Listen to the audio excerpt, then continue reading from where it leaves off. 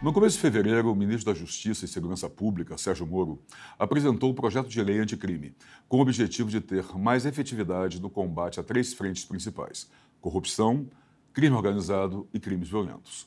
Um ponto que chamou a atenção de especialistas foi a retirada da criminalização do chamado Caixa 2 do pacote. Sérgio Moro afirmou que a criminalização do Caixa 2 vai ser apresentada em um texto à parte. Alguns pontos do pacote de crime de Moro, que deverá passar por votação no Congresso, dizem respeito à questão da legítima defesa. O texto permite livrar de penas o agente policial ou o agente de segurança pública que matar alguém em serviço em situação de conflito armado. E a chamada plea bargain, termo em inglês que se refere à confissão de crimes por parte do acusado, mas não se trata de delação premiada. Para falar sobre esse novo pacote anticrime, o Diálogos da USP recebe agora os professores Davi Teixeira Azevedo, advogado criminalista de atuação nacional e professor de Direito Penal da Faculdade de Direito da Universidade de São Paulo. O professor também é especialista em Direito Penal Econômico e Europeu pela Universidade de Coimbra e Instituto Brasileiro de Ciências Criminais. E o professor Brasílio João Salum Júnior, professor titular sênior de Sociologia da Universidade de São Paulo, pesquisador do CNPq e criador do Consórcio de Informações Sociais. Professores, muito obrigado, bom dia. Prazer tê-los aqui conosco. Obrigado pela presença dos senhores. Bom dia, eu que agradeço comparecer com tão ilustre companhia, o professor Brasílio, neste programa de excelência. Muito obrigado, é uma honra. Obrigado, igualmente. Tê-los aqui. Então vamos tentar entender esse pacote anticrime, o que isso representa para o país, para a sociedade. E antes de mais nada, então, acho que a pergunta é essa, professor Davi. O que representa esse pacote anticrime que o ministro Sérgio Moro apresentou? Ele atende às necessidades ou às demandas da sociedade? Onde ele quer chegar com isso? Confessadamente, o anteprojeto ou o projeto anticrime quer endurecer o direito penal, endurecer o processo penal, endurecer as penas, o seu cumprimento, a pretexto de diminuir a criminalidade. Penso que não vai resolver. Por quê, professor? A primeira observação que faço é que o direito penal não resolve criminalidade. O direito penal tem sido utilizado frequentemente, com o seu efeito meramente simbólico, ou seja, altera-se a legislação, modificam-se dispositivos do Código Penal, da Lei de Execução Penal, do Código de Processo Penal, com o sentido de trazer à sociedade a mensagem de que alguma coisa está sendo feita e, do modo que está sendo feita, a criminalidade diminuirá, a sensação de segurança dos membros da comunhão social aumentará e, assim, daremos jeito da insegurança social e da vertigem da criminalidade. Mas não se faz isso por decreto, né? Não se faz isso por decreto. A lei penal é o último caminho. A lei penal é a última instância.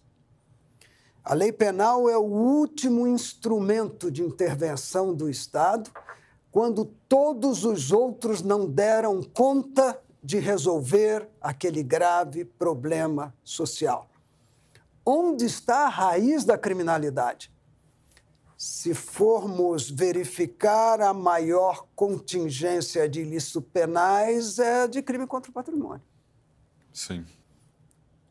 Não é à toa que nós temos uma situação de grande desigualdade social, econômica no país, e que a criminalidade econômica, a criminalidade patrimonial situa-se em determinado bolsão de miséria, em determinado extrato socioeconômico. Se não formos às raízes, não resolveremos o problema. Isso eu queria trazer o professor Brasílio Salum para essa nossa conversa. E é exatamente isso, quer dizer, O professor Davi comentou algumas coisas importantíssimas nessa primeira fala, mas eu queria pensar duas coisas. Primeiro, se nós não formos às raízes, não resolveremos o problema. Na verdade, três coisas. É onde está a raiz da criminalidade. Outra coisa, o efeito simbólico. Na verdade, professor Salum, esse pacote ele é muito mais um efeito simbólico do que um efeito prático. A sociedade entende como um efeito simbólico? Ou ela espera que, como nós falamos agora há pouco, a criminalidade seja erradicada por decreto? Isso funciona? Bom, em primeiro lugar, bom dia a todos. Bom dia. A todos. Obrigado pelo convite. Bom, eu acho que existem duas questões assim embutidas na pergunta. Em primeiro lugar, eu concordo que a criminalidade ela tem que ser pensada em termos amplos e é óbvio que o Brasil é uma sociedade não só extraordinariamente desigual, mas aumentou extraordinariamente a desigualdade nos últimos tempos. Primeiro, porque, de forma geral, o sistema capitalista global, o mundo inteiro, Sim, tornou as sociedades mais desiguais. a desigualdade é planetária. Né? E ela aumentou, né? Sim. Ela aumentou. Segundo lugar, além disso, nós especificamente vivemos uma situação muito grave de crise, né? Especialmente a partir de 2014, mas acentuadamente 15 e 16 e 17 um pouco.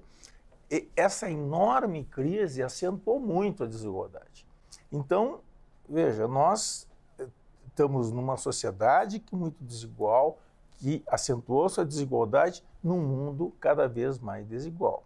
Então, esse tipo é o contexto no qual eu acho que a gente tem que pensar Sim. esse aumento de criminalidade. Não porque as quadrilhas, os grupos organizados, enfim, a criminalidade organizada espere qualquer tipo de acentuação da pobreza para crescer, mas porque é mais fácil captar adeptos, aumentar as quadrilhas, enfim, todo o sistema se beneficia um pouco dessa fragilização da sociedade como um todo. Sem dúvida. Então, eu concordo com a colocação inicial, que, de fato, esse não é o problema. Mas, embora isso seja verdade, né, que acentuou muito a desigualdade, isso favorece a criminalidade, eu não tenho dúvidas que há que combater a criminalidade organizada,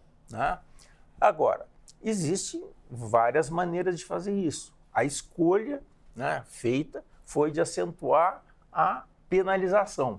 Então, aumentar as penalidades para os crimes mais graves e facilitar a vida dos policiais que procuram ou que entram em combate com essas organizações criminosas. Mas é uma escolha, mas é uma escolha que me pareceu algo unilateral. Por quê? De que forma isso? Porque o outro lado da criminalidade, que é a massa imensa de gente que está nas prisões não condenados, mas simplesmente aprisionado, né? São, acho que 40%, mais ou menos, né? 40% daqueles que estão... Que é um número muito alto. Muito alto, que estão em prisões, são detidos, não são condenados. Então, veja, se no fundo o nosso sistema legal policial, ele basicamente entrega para as organizações criminosas uma massa imensa, né, de futuros membros dessas organizações criminosas. Então, me surpreendeu um pouco que o ministro Moro não tenha tocado nesta questão chave, que é da necessidade de haver mecanismos que reduzam esta massa imensa de pessoas que estão detidas nas prisões, né? Então, aí é uma questão de definir o que é um traficante. São coisas, digamos, provavelmente que em boa parte a lei resolve, né? Especialmente obrigar, por exemplo, os juízes a, ao invés de penalizarem, darem penas alternativas à prisão, que são possíveis, né? Mas são voluntárias, né? É preciso escolher. Só que eu acho que existe uma massa enorme de delitos que podem simplesmente, obrigatoriamente, serem penalizados de forma não prisional. Perfeito. E aí eu queria trazer para o senhor Davi, porque o que o senhor está colocando é perfeito, só que parece que o pacote anticrime vai num caminho inverso disso, né? No momento em que, como o senhor colocou bem no começo da sua fala, se endurece o direito penal, você não está indo nesse caminho de tentar, inclusive, esvaziar as prisões, né? Ou resolver casos, né? Como o professor Brasílio Salom colocou. Né? Professor Davi, o caminho é esse? Quer dizer, tem alguma coisa aí que está mal parada? Ou que não deveria ter sido feita? Sim, sim. Prisão não resolve questão de criminalidade nem traz segurança. Já vista que nos últimos 10 anos, praticamente triplicou-se o número de presídios, mas quintuplicou-se sua clientela. Verdade. E nem por isso o cidadão se sente mais seguro e se sentiu mais seguro nos últimos 10 anos. Nem baixou o nível de criminalidade no nem país. Baixou. Né? Aliás, ao contrário. É verdade. Cada vez a sensação de insegurança ela é maior. Reconhecidamente, isso dito por especialistas em um congresso em novembro do Instituto de Juristas Cristãos do Brasil, realizado em Curitiba, especialistas do próprio DEPEN, do próprio Ministério da Justiça, acentuam que a opinião comum já sabe. Presídio e sistema fechado de cumprimento de pena, principalmente para a população jovem, que é a maior clientela, significa arregimentar soldados por crime organizado. Que o senhor Brasílio Salom acabou de comentar, né? Exatamente. Então, o que estamos a dizer? Você está facilitando a vida do outro lado, né? É recrudescer penas para que mais pessoas ingressem no sistema, um sistema falido, um sistema injusto, um sistema que fere a dignidade mínima. Aliás, o Gilmar Mendes, quando esteve à frente do CNJ, fez uma grande campanha para tirar gente do presídio cuja pena já havia sido cumprida há muito tempo. O que estamos a fazer? Endurecer a pena como solução, colocar dentro do sistema penitenciário. Veja, o título da lei engana. Por quê, professor? Porque se fala no combate à corrupção, sim, crime organizado, organização criminosa. Só que os dispositivos de endurecimento para esses tipos de infração, esses dispositivos alcançam todas as demais infrações e todos os demais infratores. Assim é que hoje uma condenação por um furto de um rapaz há 1 ano e uma subsequente reincidência, mais 1 ano com furto, a nova lei determina e permite ao juiz que ele determine o cumprimento da pena em regime fechado, não obstante a lei permita o regime aberto, sim, ou semiaberto. Quer dizer, não facilita, quer dizer, não vai resolver o problema, né? E aquilo que você falou, é o endurecimento do direito penal. E que se vê, o Supremo está 6-5 essa questão de uma decisão absolutamente estapafúrdia, que vai contra toda a separação dos poderes, em que o Supremo se fez legislador Exatamente. E legislador constituinte originário. Porque em 1988, o legislador constituinte originário disse: não será admitido proposta de emenda constitucional para abolir direitos e garantias fundamentais. O que o Supremo fez? Tornou-se legislador constituinte e, a partir do busto, né, ou a partir da imagem da justiça e do granito de Cescati, de Alfredo Cescati, quer fazer-se único na Praça dos Três Poderes.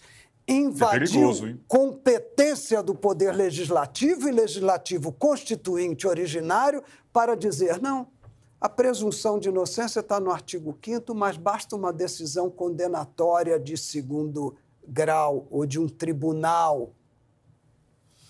Ora, isso está 6-5. Pode ser modificado agora em abril. Sim, pode mudar tudo, né? E o pacote anticrime tem dispositivos que querem tornar lei a prisão obrigatória após decisão de segunda instância. Que é uma grande discussão, já vem de tempo isso aí. Que é aí uma, não chegou-se à conclusão. Isso é uma violência, isso vale só para crime organizado, só para corrupção. Não, isso você vale vai para todo para mundo. qualquer infração criminal. Então, existem causas de suspensão e interrupção da prescrição, que a prescrição é um instituto que tem sua residência constitucional, implícita de algum modo, que pune o Estado pela sua letargia. Dormientibus non socorrit jus. O direito não socorre aos direitos dos que dormem e, por isso, as relações sociais têm de ser pacificadas e o tempo é capaz de pacificar essa relação social. Por favor. O que eles fazem? Querem alterar para ter marcos interruptivos de modo a perpetuar a espada do Estado sobre a cabeça do cidadão e fazê-lo responsável criminalmente a qualquer tempo. Isso eu queria perguntar para o professor Brasílio Salom, que isso é muito perigoso, porque, não sei, eu posso estar enganado, isso parece que flerta com um autoritarismo, por um lado, pelo menos, com uma mão pesada para dizer, olha, estamos aqui, estamos fazendo alguma coisa. Por outro lado, também pode servir de uma cortina de fumaça, justamente porque ela diz, olha, estamos fazendo alguma coisa, quando, na verdade, pode não estar se fazendo tanto quanto a sociedade desejaria. O meu raciocínio é correto, professor Brasílio? Olha, eu tenho a impressão que, de fato, como nós vivemos numa crise política que, infelizmente, não acabou, sim. Quer dizer, a eleição, embora tenha, digamos, seguido todas as normas legais, a crise política propriamente não acabou, porque você tem um desarranjo entre os poderes e Isso que o professor Davi comentou. Exatamente. O crescimento desmedido do STF, mas não é só o STF, porque é o Ministério Público, o Ministério Público que antes era tomado como uma espécie de alvorada da democracia, que é assegurar a legalidade da democracia de 88, hoje em dia, não digo todos, mas uma parte do Ministério Público, digamos, milita em favor de um punitivismo que eu acho, assim, além de qualquer medida, né? Eu vejo as declarações, associações, etc., que, no fundo, consideram que a vida social, o mundo vai se regenerar porque você coloca alguém na cadeia, porque você prende alguém, etc. Então, tudo vai se resolver a partir daí, né? Então, não é tão simples acho assim. que essa perspectiva punitivista, digamos, é uma perspectiva perigosa, porque, em primeiro lugar, ela atende o clamor popular de que as coisas funcionem bem, que se elimine o crime, etc. E daquela parcela que diz que bandido bom é bandido na cadeia, né? Exatamente. Tem que saber então, o ponto básico é esse, é que, digamos, é muito fácil imaginar que, enrijecendo a lei, aumentando pessoas na cadeia, diminui o crime, reorganiza a sociedade, o que não é verdade. Então, eu acho que todos nós temos a obrigação, na verdade, de enfatizar que isso aí não vai levar realmente a resolver os nossos problemas. Nossos problemas são muito mais graves, é um problema político mais amplo. E social muito amplo também, né, professor? Sim, porque, na verdade, tudo interligado. Essa criminalidade crescente que existe, ela resulta, na verdade, de uma sociedade extraordinariamente desarranjada e desigual. E veja, o que acontece? Hoje em dia, a criminalidade só pode crescer, porque você tem uma sociedade desigual. Não só desigual, mas que não consegue se recuperar economicamente. Ela está se arrastando economicamente. Verdade. E os valores são cada vez mais, acentuam cada vez mais o ganho, os benefícios materiais, o sucesso material como elemento-chave da vida social. Então você cria uma tensão, multiplica a tensão, né? Porque é desigual a sociedade, não há muitas chances de ascensão legal, né? Do ponto de vista pelo trabalho, etc., como se gostaria que fosse, né? E obviamente isso incentiva os caminhos tortuosos, você romper com a regra, conseguir coisas, ou, digamos, com o uso da violência ou com o uso, né, de mecanismos Sim, que envolvem corrupção. De né? subterfúgios, digamos, passemos eufemísticos. Então, eu acho que, só para... Desculpa, eu estou me estendendo. Não, por favor. Mas eu acho que nós vamos ter mais dia, menos dia, que enfrentar a questão da desigualdade. Esse é o núcleo do problema, né? Hoje em dia, nós não temos a alternativa fora do mundo capitalista como minimamente viável, mas há várias maneiras de organizar a sociedade mercantil, a sociedade capitalista. Não é possível que nós aceitemos que uma sociedade absolutamente desigual e polarizada seja a única maneira de organizar esse sistema. E aí eu queria trazer, professor Davi, em cima de o que você está falando, professor Brasil, algo que o professor Davi comentou logo no comecinho, na sua primeira intervenção, quando o senhor disse que lei penal é o último instrumento. Quer dizer, na verdade, é em cima disso que o professor Brasil está falando. Quer dizer, há tanta coisa a se fazer justamente na raiz, na base, para tentar coibir a criminalidade lá na frente, e aí já chegamos direto com uma lei penal. O que precisa... Se a lei penal é o último instrumento, professor Davi, quais são os seus antecedentes ou os seus anteriores? O que deve se fazer primeiro, que não foi feito? Alguém já disse que infeliz, muito infeliz, é um Estado que, ao invés de construir escolas, constrói presídios. E parece que esse tem sido o foco político para a resolução dos problemas de natureza social.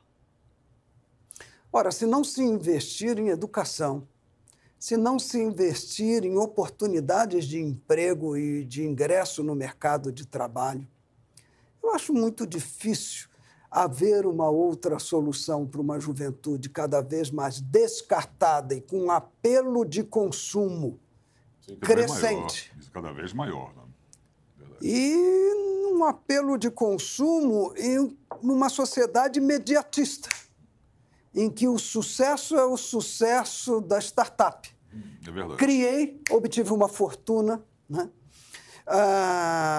Se não se der oportunidade para esses jovens, é claro que vão entrar para serem aviãozinhos no tráfico, é claro que vão entrar numa organização criminosa qualquer, porque a recompensa econômica, o encaixe social, a própria autoestima, ou seja, aquele sentimento de valor pessoal e de pertencimento, sim, será com atividades paralelas, desviantes, ilegais.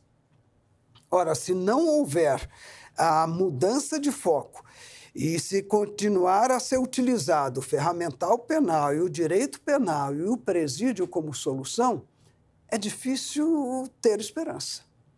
E é este o problema do pacote anticrime, que não parece não oferecer, nem mesmo na área de segurança pública. Existe um sistema único de segurança pública e o que nós estamos a ver no pacote anticrime é nenhuma preocupação ou solução com a segurança pública, mas simplesmente um endurecimento de penas. Então, o que temos de trabalhar não há nenhuma medida de inteligência, por exemplo, nesse pacote anticrime. Nada. Nenhuma, professor? Não, trabalha-se só na ponta. Sim, trabalha-se com o tacão, né? Trabalha-se com... Exatamente. Com perdão de expressão, trabalha-se com o porrete, mas não com a inteligência, com a sensibilidade. Exatamente, exatamente. E com porrete só sem sensibilidade, a sociedade não vai para lugar nenhum, né, professor Brasília? É interessante isso.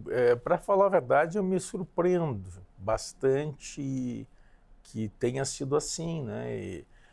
Porque, veja, o juiz Moro, embora, claro que uma parte digamos, da sociedade brasileira o detesta, mas, independentemente do tipo de decisão que ele tenha tomado, me parecia alguém sério que, com vontade digamos, de reconstruir o nosso sistema de maneira mais equilibrada, etc.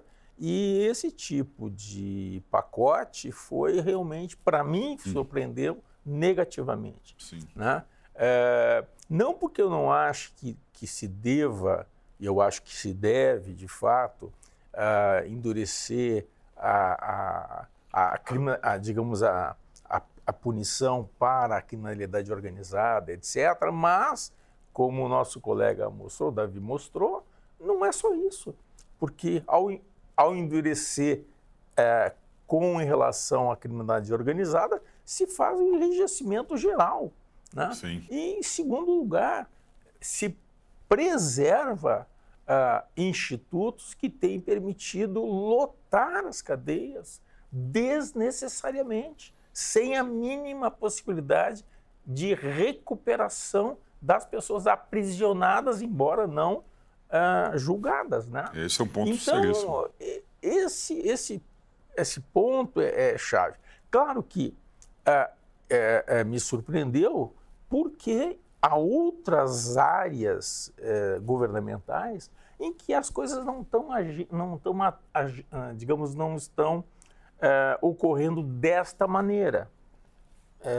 Claro que não é o nosso objeto Sim. de discussão aqui, mas, por exemplo, nós podemos discordar de A, B ou C medidas da reforma da Previdência, mas há um pacote muito bem articulado e organizado, embora possamos discordar de A ou de B. Pontos, né? Então, algo que, digamos, que me surpreende que justamente na área judicial nós tenhamos um pacote tão limitado e tão, digamos, de mentalidade estreita, né, expressa no projeto de lei. Perfeito. Bom, nós vamos continuar conversando sobre esse pacote anticrime, vamos tentar entendê-lo um pouco mais, esmiuçar junto a essa nossa sociedade também, mas o diálogo faz um rápido intervalo, nós voltamos em seguida.